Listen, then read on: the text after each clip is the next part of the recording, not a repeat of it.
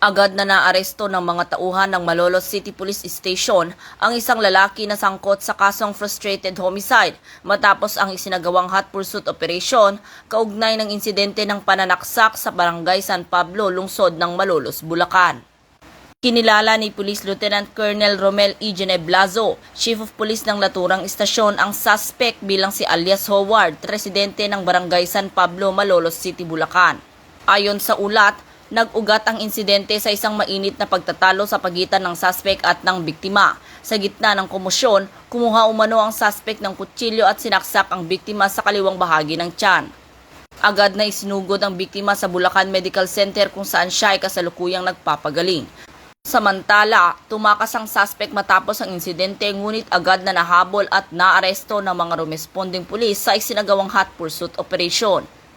Kasalukuyang nasa kustodiya ng otoridad ang suspect para sa dokumentasyon at wastong disposisyon.